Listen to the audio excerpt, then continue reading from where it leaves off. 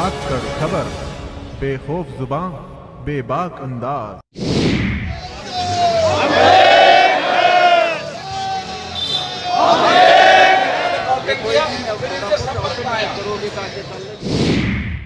धाकड़ खबर में आपका स्वागत है। मैं हूं इकराम और आज फिर वहीं जंतर मंतर पहुंचा हूं लोगों से बात करने के लिए। आज यहां पर जो बैठे हैं पैरामिलिट्री के पूर्व जवान जो अपनी सेवाएं देश में दे चुके हैं, वो यहां पर बैठे हैं। काफ़ी सालों से यहां पर बैठे हैं और पेंशन की मांग को लेकर और शहीद दर्जे की मांग को लेकर यहां पर बैठे हैं। पिछले दिनों आपने देखा ही होगा, जब से 44 जवान हमारे शहीद हुए थे पुलवामा कश्मीर में, तब से देश में एक माहौल था। लोग गुस्से में थे, वापसी कार्रवाई चाहते थे और हमारे जो जवान शहीद हुए थे उनको लेकर बहुत गुस्से में थे। लेकिन क्या आपको पता है कि जो लोग 2004 के बाद भर्ती हुई हैं पैरामिलिट्री फोर्सेस वो जैसे हमारी सीआरपीएफ हो गई, सीआईएसएफ हो गई, इस तरह की फोर्सेस को 2004 के बाद उन्हें पेंशन नहीं मिलती है। उससे पहले जो लोग भर्ती हुए थे उन्हें पेंशन आज भी मिलती है। और जो जवान शहीद हुए थे 44 जवानों में, उनमें से सिर्फ 4 जवानों को ही पेंशन मिल पाएगी, क्योंकि वो 2004 से पहले भर्ती थे। तो ये बड़ी दुर्भाग्य की बात है कि हमारे जो पैरामिलिट्री फोर्स है हमारे लिए जान दे रहे हैं, हमारे लिए शहीद हो रहे हैं, उन्हें शहीद का दर्जा भी नहीं मिल रहा है और उन्हें पेंशन भी नहीं मिल रही है। तो उसी को लेकर बहुत सारे फौजी हज़ारों की तादाद में यहाँ पर मौजूद है। उनसे बात करूँगा। विपक्षी पार्टी के कुछ नेता भी यहाँ पर पहुँच रहे हैं। राष्ट्रीय लोकदल से जयंत चौधरी, उनसे भी बात करेंगे, उनकी भी राय सुनेंगे कि उनका क्या कहना है। तो आप किस लिए आए हैं, आप बता दीजिए। हम आप सुन रहे हैं ना, मंच से जो विमोचन हो रहा है वो सुन रहे हैं। आपकी राय जानना चाहते हैं कि क्यों नहीं मिल दे रही है सरकार। इसलिए आए हैं जो हमारे जवान रोजाना मर रहे हैं, चाहे वो बॉर्डर पे हो, चाहे वो सड़क पे हो, चाहे वो घर में हो, उनको कोई सहायता गवर्नमेंट नहीं देती, खाली अनाउंसमेंट है। हमें उनके लिए, उन सभी जवानों के लिए चाहिए सहायता, चाहिए उनके परिवार का पालना के लिए चाहिए। एक जवान आर्मी का है जो वही ड्यूटी करता है, एक पैरामिलिट्री का जवान है वही ड्यूटी करता है। तो इतना भेदभाव क्यों हो रहा है, पेंशन में भेदभाव क्यों हो रहा है? क्यों होता है, क्यों नहीं दे रही सरकार? मतलब चाहती क्या? पैरामिलिट्री से आप अब उसकी सेवाएं भी ले लो, उसकी जान भी चली जाए और फिर पेंशन न दे बुढ़ापे में, उसका सारा भी। हमारे जो नेताजी हैं वो चाहते हैं कि ठीक है, गाड़ी चल रही है कि वन रैंक वन पेंशन के लिए 88 से संघर्ष कर रही थी आर्मी, उनको भी अभी तक समझौता नहीं हुआ है। तो हमारा तो संगठन अभी शुरू हुआ है, अभी शुरुआत हुई है, हमारा भी एक दिन जीत होगी, हम जीतेंगे। पूछना चाहूँगा, जवानों के नाम पे इतना इमोशनल देश को कर दिया जाता है, इतनी राजनीति की जाती है और सिर्फ जवान दिखाकर पूरे देश में एक माहौल बना रखा है अभी पिछले कुछ दिनों से, और बावजूद उसके आप लोग सड़कों पर हैं। सुन नहीं रही सरकार पेंशन की। सरकार क्यों नहीं सुनता? ये सरकार जो है अंधी बहरी हो चुकी है, अभी कुछ नहीं करना चाह रही है। ये सोचती चल रही है गाड़ी, देश में चल रही है, चलने दो। आप कुछ कह रहे हो? हाँ जी, इसका मुख्य कारण ये है कि इसके जितने सीनियर ऑफिसर जैसे डीजी, बीएसएफ, सीआरपीएफ, आईटीबीपी, ये सब आईपीएस अधिकारी लगते हैं। अच्छा। और कुछ समय के लिए लगते हैं, कोई 2 साल, कोई 6 महीने, कोई 3 साल निकाल करके चले जाते हैं और सरकार के साथ मिल जाते हैं। जवानों के साथ कोई लेना देना नहीं। नंबर 2, उन्हें यूज़ किया जा रहा है, इस्तेमाल किया जा रहा है। हाँ जी, यस। नंबर 2 पॉइंट, आर्मी का हर ऑफिसर अपनी सेना के साथ रहता है। बीएसएफ की एक प्लाटून जहाँ लड़ती है 37 जवान, वहाँ आर्मी के 110 जवान, पूरी कंपनी लड़ती है। फिर भी मेन कारण क्या है कि वहाँ पर हमारा अधिकारी कोई नहीं होता। ज़्यादा से ज़्यादा प्लाटून कमांडर, एक एसओ रैंक का या हवलदार रैंक, वो उनके साथ लड़ता रहता है, लेकिन उनकी कोई सुनता नहीं, कोई नहीं सुनता। सीनियर अधिकारी यदि हमारा सहयोग दें तो हमारी सभी मांगे आज से पहले पूरी हो सकती है। मैं सीआरपी से रिटायर हूँ और मैं मैं पैरामिलिट्री के बारे में एक कविता सुनाना चाह रहा हूँ। ठीक है, वो भी मोदी जी को हम थोड़ा उसके बारे में बताना चाह रहे हैं, तो शुरू करूँ। सुनो सिर्फ पीएम मोदी, क्यों ना अर्जी सुनते हो हमारी, जो मांगे हम मांग रहे हैं वे लागू कर दो सारी। सुनो पीएम मोदी, क्यों ना विनती सुनते हमारी। 24 घंटे ड्यूटी करके देश की रक्षा करते हम, देश की रक्षा हम करते। बाढ़, भूकंप और फंसे बर्फ में बचाव कार्य हम करते। इलेक्शन की बड़ी जिम्मेवारी ड्यूटी निष्पक्ष रूप से हम करते। लाइन ऑर्डर और बॉर्डर ड्यूटी दिलो जान से हम करते। हुई लड़ाई जब पाक चीन से दी थी मात करारी। सुनो श्री पीएम मोदी, क्यों ना विनती सुनते हमारी। नंबर 2, नक्सलवादी, माओवादी वह आतंकवादी से भी लड़ते हैं, पत्थरबाजी उग्रवादी की चोट बदन पर सहते हैं, रोड ओपनिंग और सर्चिंग में तो बिन भोजन पानी भी रहते हैं, इनकाउंटर और कॉर्डन ड्यूटी हम पुलिस साथ भी करते हैं, देश की खातिर मर मिट जाते फिर भी संविदा क्यों न्यारी। सुनो पीएम मोदी। ठीक है। तो नंबर देखिए 3 जी, नंबर 3 संसद की रक्षा करते मरते फिर भी शहीदी दर्जा हमें नहीं। संसद की रक्षा करते मरते फिर भी शहीदी दर्जा हमें नहीं। लोकल मार्केट से सामान खरीदने में कैंटीन सुविधा हमें नहीं। बीमार पड़े हमारे माता पिता तो हॉस्पिटल सुविधा भी हमें नहीं। औरत पूछे बस दिन 30 की छुट्टी क्यों 60 दिनों की तुम्हें नहीं। औरत पूछे बस 30 दिन क्यों 60 दिनों की तुम्हें नहीं। नाम दिया तुम आधे बल सैनिक, नाम दिया तुम आधे बल सैनिक क्यों तनख्वाह भी आधी थारी। सुनो सिर्फ पीएम मोदी क्यों ना विनती सुनते मारी। 70 और 50% का अंतर कर डाला हमने कौन कसूर किया। सन 2004 के बाद जो भर्ती उन्हें बंद पेंशन से मजबूर किया। औरत ओझा विधवा जब मारी केवल 5 लाख भर चेक दिया। विश्वासघात क्यों श्री राजनाथ जी क्यों ना पीएम को संदेश दिया। और पैरा मिलिट्री कहें करो मांगे पूरी ना तो अनशन धरने हैं जारी। सुनो पीएम मोदी। विनती हमारी। तो देखिए पूरा दर्द इस कविता में इन्होंने बयान करके रख दिया है कि अर्धसैनिक, और एक अच्छी बात इनमें लगी कि जब अर्धसैनिक नाम दिया आधी ही तनख्वाह हमारी कर दी है। तो इस पर सोचना चाहिए सरकार को। गंभीर मुद्दा है।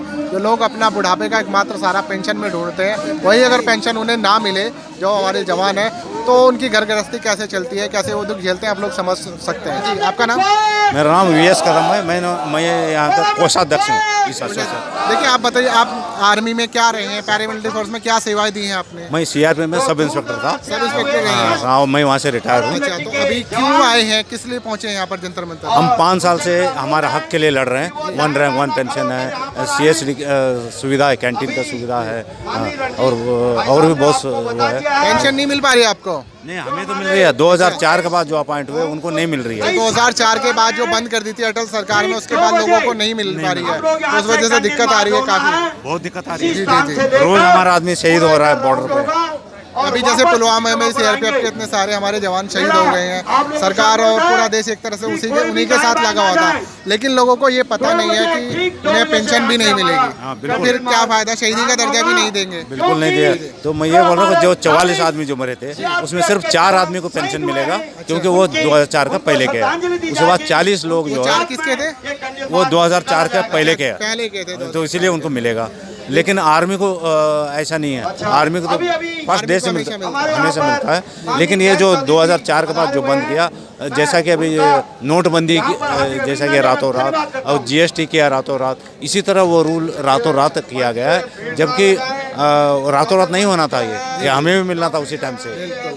हमारे साथ बहुत नाइंसाफी हो रही है, जिसकी वजह से हम लड़ रहे हैं इसलिए।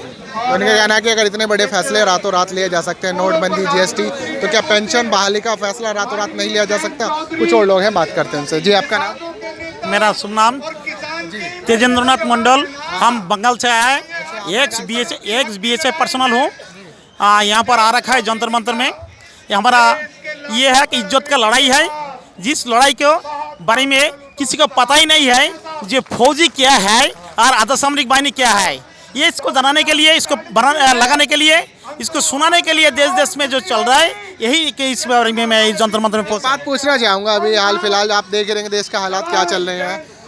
आर्मी के नाम पे पॉलिटिक्स इस तरह चल रही है, और यहाँ पे आर्मी की जब रिटायर हो जाती है, जो शहीद हो जाते हैं पैरामिलिट्री के फोर्सेस, उनको बाद में पेंशन भी नहीं मिलती। नहीं, पैरामिलिट्री का पैसा पहले पेंशन मिलते था, लेकिन 2000 साल के आने वाला पीढ़ी का कोई नहीं मिलेगा। जैसे कॉन्टेक्चुअल हो गया, जैसे जो अभी वहाँ पर बलिदान हो रहा है, जिसको देश के लिए लड़ रहा है, वो उसको बारे में कॉन्टेक्चुअल का जैसे 1 कट्ठा 200 रुपया अनुदान दिया जा रहा है, उसी तरीके से अभी अनुदान दे रहा है। लेकिन ये हालत बहुत गंभीर है। जो 19 साल में जो कमाने वाला आदमी, घर का जो लड़का, अगर वो बलिदान दे, उसका पीछे जो परिवार है उसका हाल क्या होगा, उसके बारे में कौन सोचेगा। तो इसके बारे में हमारा मांग है, सरकार से मांग है, जिनको पेंशन दिया जाए, इसको सिक्योरिटी निश्चित किया जाए। जी सर, मैं CSF से VRS लिया है 20 साल सर्विस करने के बाद।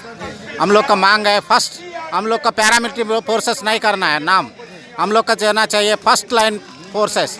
फर्स्ट हम लोग देश के लिए फर्स्ट गोली हम ही को लगता है। हम लोग का मांग है, हम लोग का भी आर्मी का तरह हर स्टेट में पैरामिलिट्री बोर्ड होना चाहिए और हर स्टेट में हम लोग को जो आर्मी को जो मिल रहा है नौकरी, हमारा बच्चों के भी सीट कैप कोटा में सीट मिलना चाहिए। हम लोग के साथ सौतेली और नहीं होने के लिए माननीय प्रधानमंत्री जी से निवेदन करता हूँ।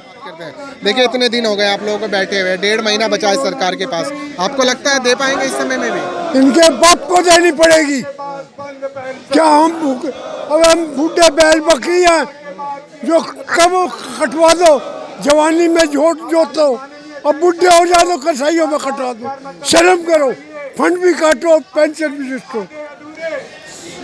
मैं 84 साल का हूँ, DRDO का हूँ। आज मेरी पेंशन जो है 35,056 जी रहा हूँ, 84 साल का। जब हमारे पास एक ही होता है कि बुढ़ापा अच्छा गुजरेगा, जवानी में खूब सरकार को आपने अपनी सेवाएं दी हैं, तो आप भी चाहते हैं कि सरकार बदले में आपको पेंशन के रूप में कुछ सहायता दे। हमारी पेंशन क्यों रोकी गई? जनवरी 4 के बाद फंड क्यों नहीं काटा जा रहा? एक MP MLA को 15 दिन नौकरी करने पे पेंशन, अरे मैं मरने के बाद भी पेंशन। देखिए कितना दर्द है इनकी बातों में, मतलब बता नहीं जा रहे, बयान नहीं कर पा रहे हैं, लेकिन इनका दर्द साफ दिख रहा है कि सरकार को इतने साल, मतलब देश को इतने साल सेवाएं देने के बाद भी सरकार पेंशन नहीं बहाल कर रही है। तो हमारे साथ जैन जी हैं, वो इस मंच पर पहुंचे हैं, जो फौजी हैं उनसे बात करने। सर आप क्या कहना चाहेंगे, इतने सालों से बैठे हुए, अब क्या हो पाएगा 1.5 महीने में? कर पाएगी सरकार? क्यों नहीं हो सकता? सरकार की अगर प्राथमिकता होगी, वो सरकार जो बिना मंत्रालय के पूछे जो है संसद में विशेष कानून ला सकती है, तो क्यों नहीं कर सकती? कुछ विषय ऐसे हैं जो एग्जीक्यूटिव ऑर्डर से हो सकते हैं, कुछ विषय ऐसे हैं जिनमें आपको जो कानून है उसमें संशोधन की आवश्यकता होगी, लेकिन सरकार अगर चाहती है तो कर सकती है। देखिए 40 जवान हमारे शहीद हुए, पैरामिलिट्री के थे, और अब लोगों को ये भी पता नहीं कि उन्हें पेंशन भी नहीं मिलेगी। उस पर क्या कहेंगे? जवानों के नाम पे इतनी पॉलिटिक्स और इतना माहौल बनाया गया। मैं आपको कहना चाहता हूँ कि जो माहौल देश में मैं देख रहा हूँ, मैं जवानों के फ्यूनरल्स पे जाता हूँ, वहाँ मैं नारा सुन रहा हूँ कि देश के गद्दारों को गोली मारो सालों। देश के भीतर कोई गद्दार तो नहीं है, लेकिन एक जो गुस्सा है पब्लिक के अंदर, उस गुस्से को एक राजनीतिक मोड़ और एक खतरनाक मोड़ देने की एक साजिश रची जा रही है, जबकि हमारा ध्यान ये होना चाहिए कि शहीद क्यों हुए। किसी भी सिविलाइज सोसाइटी में इस तरह की घटनाएं नहीं होती, इनको बर्दाश्त नहीं किया जाता। आज ये सवाल ये इसको मोड़ करके ये दिखा रहे हैं कि देखो हमने क्या किया। ये सवाल नहीं कि आपने कितने मारे, सवाल ये है कि हमारे क्यों गए। इसकी जांच भी होनी चाहिए, और सारे विषयों पर पब्लिक में खुलासा संभव नहीं है, लेकिन कम से कम जो सिक्योरिटी प्रोटोकॉल्स हैं, अब ज़माना बदल गया, अब ड्रोन अटैक होंगे, अब कार बम होंगी, जो हमारे जो देश के जिनका विरोध हमें झेलना है, उन नए तौर तरीकों को अपना रहे हैं। तो क्या हमारा इंटेलिजेंस सिस्टम, हमारी एजेंसीज, रॉ, पैरामिलिट्री फोर्सेस, क्या हमें उनको और सशक्त करने की ज़रूरत नहीं है? और ये नया खतरा है। अब युद्ध नहीं होने जा रहा, ठीक है, तनाव आज भी सीमा पे है और कुछ गतिविधियां बढ़ गई हैं, उस ओर जा रहा है, लेकिन अब ट्रेडिशनल वॉरफेयर नहीं होगा, प्रॉक्सी वॉरफेयर से ही जो है हमारे देश के दुश्मन हम पे वार करते आए। इसलिए जो अंदरूनी हालात हैं, जो अंदरूनी सुरक्षा के आगे जो खतरे हैं, उनसे निपटने के लिए बहुत ज़्यादा ज़रूरी होता है कि पैरामिलिट्री फोर्सेस की मांगों को हम पूरा करें।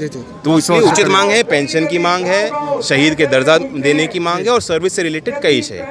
धन्यवाद। तो आप लोगों ने सुना कि सरकार जहां पूरा दिन सेना के नाम पर इमोशनल करके लोगों को किस तरह से बताती है, और वहीं ये सेना के जवान जो रिटायर्ड जवान हैं वो यहाँ रोड पर अपनी मांगों को लेकर बैठे हुए हैं। तो आप लोगों को समझना होगा कि देखिए आर्मी से जो हमारे ये कट मारे आप, तो आप लोगों ने इन लोगों की बात सुनी, कितना दर्द है। कविता के सारे आप लोगों तक अपना दर्द पहुंचा रहे हैं कि देखिए हमारी सरकार सुन ले तो बुढ़ापा कुछ संवर जाए, क्योंकि बुढ़ापे में कोई कमाई का जरिया होता नहीं है, पेंशन एकमात्र सहारा होती है। अपनी बात सरकार तक पहुंचाने के लिए बार बार यहाँ पर आ रहे हैं, और अर्धसैनिक बल जो हमारी पैरामिलिट्री फोर्स है, उन्हें शहीद का भी दर्जा नहीं है, लेकिन सरकार उस शहीद के नाम पर जिस तरह की पॉलिटिक्स करती है, कोई भी पार्टी हो, सभी लोग ज़्यादातर ऐसा ही करते हैं। तो इन लोगों की बात सरकार तक पहुंचनी चाहिए। आप लोग क्या सोचते हैं कमेंट के रूप में अपनी राय ज़रूर दीजिएगा। खबर को लाइक कीजिए, कमेंट कीजिए और चैनल को सब्सक्राइब ज़रूर कीजिए।